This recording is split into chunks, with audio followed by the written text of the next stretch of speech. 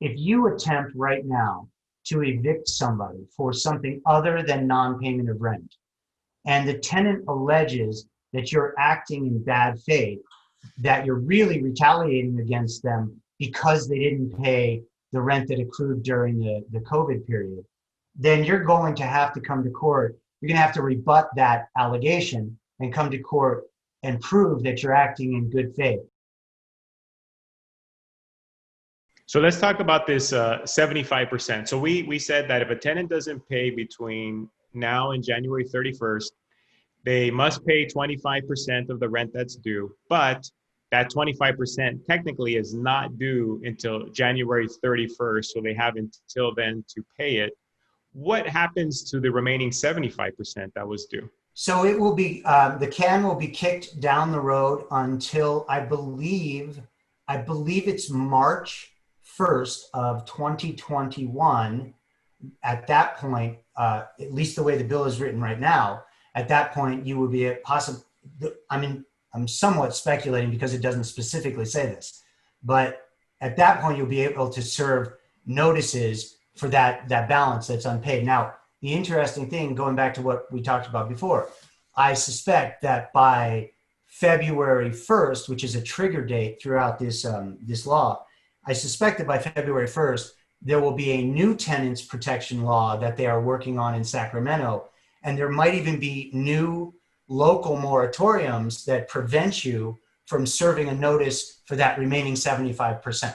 We've covered the rent component. Let's talk about all the other issues that you could evict a tenant for. Nuisance, laying waste to the property, people living in the unit that are not on the rental agreement, parking, taking someone else's parking stall, these type of things. Are we allowed to evict for them breaking other clauses of our lease or rental agreement? You absolutely are, according to this law. And you could actually serve those notices.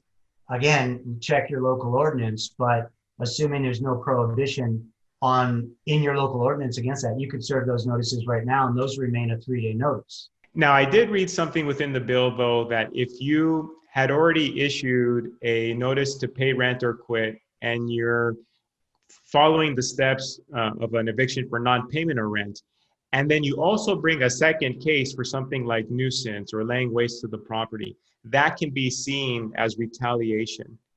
Can you tell us anything about that? Yeah, so you're correct. If you attempt to evict somebody, it's not necessarily that it's two cases. It's if you attempt right now to evict somebody for something other than non-payment of rent, and the tenant alleges that you're acting in bad faith, that you're really retaliating against them because they didn't pay the rent that accrued during the COVID period, then you're going to have to come to court. You're going to have to rebut that allegation and come to court and prove that you're acting in good faith. Now, candidly, I don't think that will be difficult. Retaliation is nothing new. It's been on the books for a long time. Not only did the old retaliation law state specifically that a tenant may not raise retaliation as a defense if they're in default of rent, the new law has that provision in there as well. Now they can say that it's a pretext, and they can raise it saying they can rebut your claim that it's not retaliation. And just like it was in the past, you're going to have to come to court and convince the judge that you're not secretly retaliating against them because they didn't pay their rent. But again, I don't see that as a huge hurdle. It's never been a huge hurdle in the past. Look, I do a lot of evictions that have nothing to do with non-payment of rent. Tenants, at times, not a ton of them, but there is a segment of them that just they break the lease all the time in a million different ways. Unauthorized animals, unauthorized occupants. Again, you're going to have to look at your local ordinance. For example, many of the rent control districts, they don't necessarily allow you to evict simply because the tenant brought in an additional occupant. Some ordinances say they're entitled to an additional occupant, but they allow the landlord the right to screen that additional occupant first.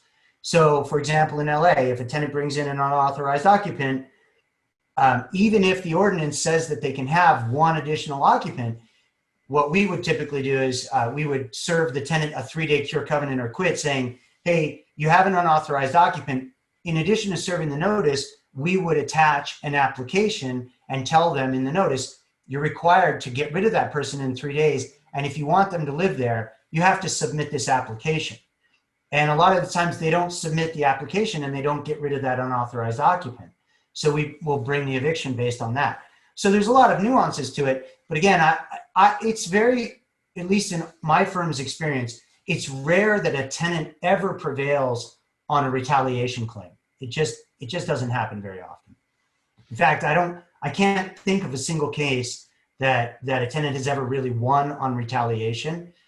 Most of the time, if there's retaliation, or if what I think looks like retaliation, I would of course go to the landlord first and say, hey, look, this is what it looks like to me. This is the strategy we should take to this. We don't necessarily want this to get to trial.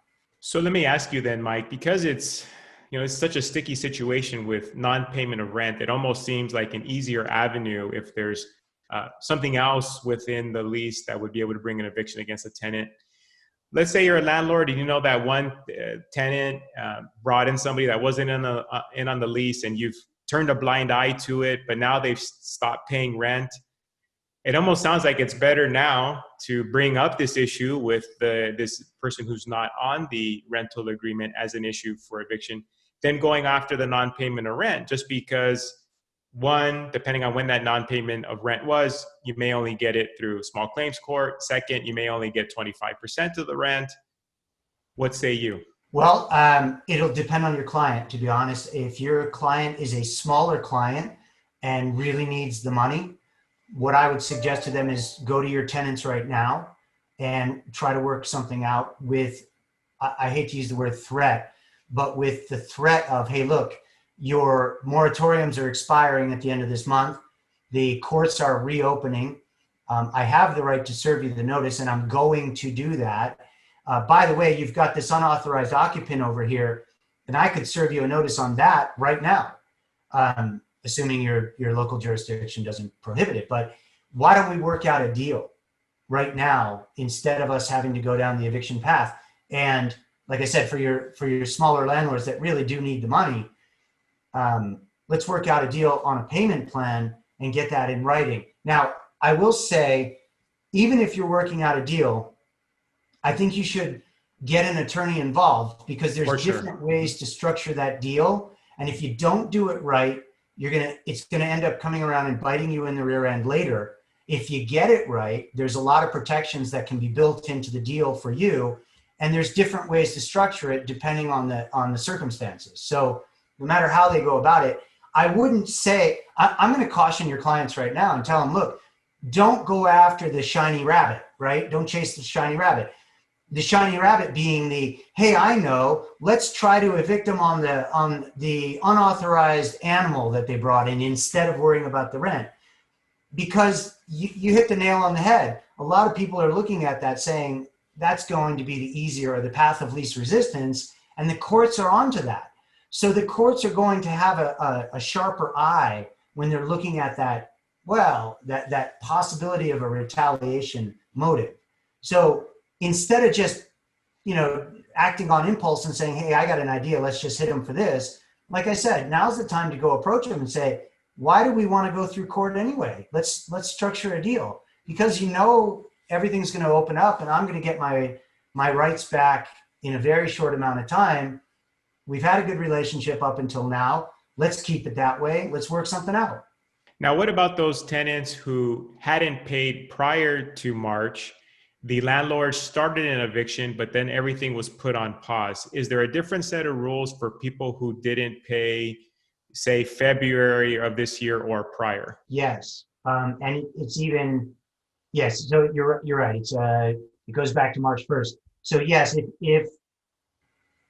if they didn't pay, that's under this law, that's a standard 3-day pay or quit.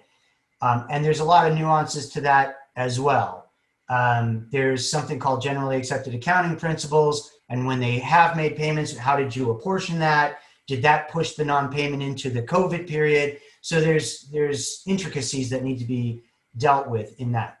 Also, if they had an eviction that was in process before March 1st, then that eviction is going to be moving forward with none of these protections in place. But I will say on that, I can tell you, for example, my office calls the courts in all the local counties. I'm not just in San Gabriel Valley. I really work in all the surrounding counties: Riverside, San Bernardino, Ventura, San Diego, Orange County, and we're calling the courts every day. In the local jurisdictions, for example, Los Angeles court, even though they're allowed, they're still not issuing summonses.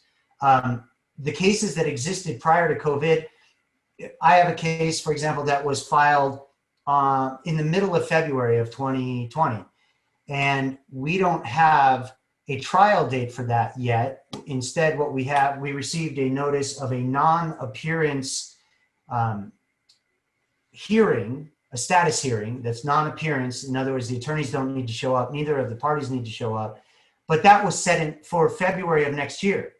So while it is true that those cases are starting to move forward, and we have been getting lockouts for the cases that we had writs issued, and the lockouts were almost going to happen, and then COVID took over.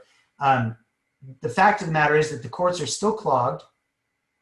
They're very far behind. And the biggest challenge with the courts is that what they're trying to do is they know that some of the laws in this bill are designed to expire February of 2025. So that tells you that the legislators think that the COVID is a long-term process.